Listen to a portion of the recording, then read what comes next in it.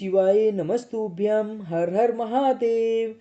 भक्तों, आज हम आपको बताएंगे 3 तरह का जल शिव को समर्पित होता है और वह 3 तरह का जल कौन कौन सा होता है यह हम आज आपको वीडियो में बताते हैं। पहले होता है सादा जल। घर से पानी लेकर गए, शंकर जी को चढ़ाया, वो हमने अपने घर का एड्रेस बताया।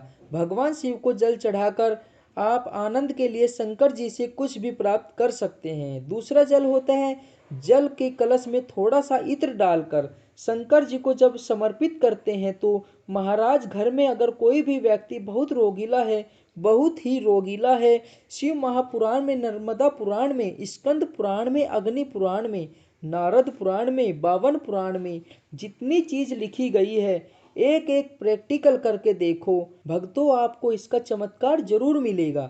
एक लोटे पानी में इत्र मिलाकर बहुत रोगीला व्यक्ति जो बहुत बीमार रहता है, एक लोटा पानी उसका हाथ का स्पर्श करके शंकर भगवान को चढ़ाना प्रारंभ कर दे। केवल 5 या 7 दिन चढ़ाओ और 7 दिन के बाद उस बीमार व्यक्ति का क्रम देखिए, उस व्यक्ति को कितना आराम लगता है, दवाई काम करना प्रारंभ करती है या नहीं करती है। केवल इत्र का जल, पहले सादा जल, फिर दूसरा इत्र का जल और तीसरा जल होता है बेलपत्र का जल। बेलपत्र का जल, शिव महापुराण की कथा कहती है कि जल के पात्र में एक बेलपत्र को अंदर डालकर उस जल के पात्र को ले जाकर शिव को समर्पित करने से, अर्थात अपनी मनोकामना भगवान शंकर से कह देना, केवल बेलपत्र के माध्यम से आपको बोलना नहीं है। शिव महापुराण कहती है कि जल के पात्र में एक बेलपत्र अंदर डालकर उस जल को शिव को समर्पित कर दिया जाता है। शिव को समर्पित करने के बाद में आपको वह मनोकामना कहनी है, कुछ नहीं बोलना है, कुछ नहीं कहना है। वह भगवान बेलपत्र के द्वारा ही हमारी मनोकामना को सुन लेते हैं। इसलिए भक्तों, 3 तरह का जल का जो वर्णन किया गया है वह हमारी इस वीडियो में कैसा लगा आपको, दर्पण किस दिशा में लगाना चाहिए और दर्पण को सही दिशा में लगाने से क्या चमत्कार होते हैं। भक्तों, आप सब जानते होंगे, पहले जो बंदरवाल होती थी उस बंदरवाल में छोटे छोटे शीशे लगे हुए होते थे।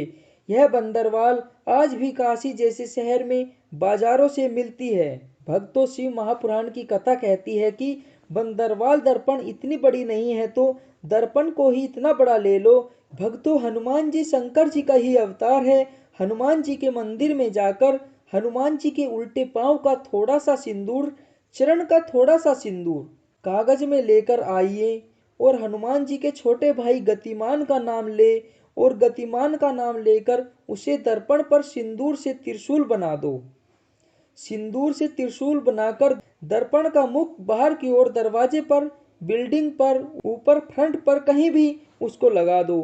केवल शंकर का स्मरण करके गतिमान का नाम लेकर हनुमान के उल्टे पांव का सिंदूर का त्रिशूल बनाकर जो दर्पण को लगा देता है, आपको 1 महीने के अंदर अंतर मालूम पड़ जाएगा। भक्तों, पिछले जो महीने में और इस महीने का अंदाजा लगाना कि घर में लोग कितने बीमार पड़ते थे और इस दर्पण को लगाने के बाद क्या घर में कोई बीमार पड़ता है या नहीं पड़ता है। यह एक बार जरूर करके देखना, विश्वास करके देखो, भोले शंकर आप पर दया जरूर करेंगे।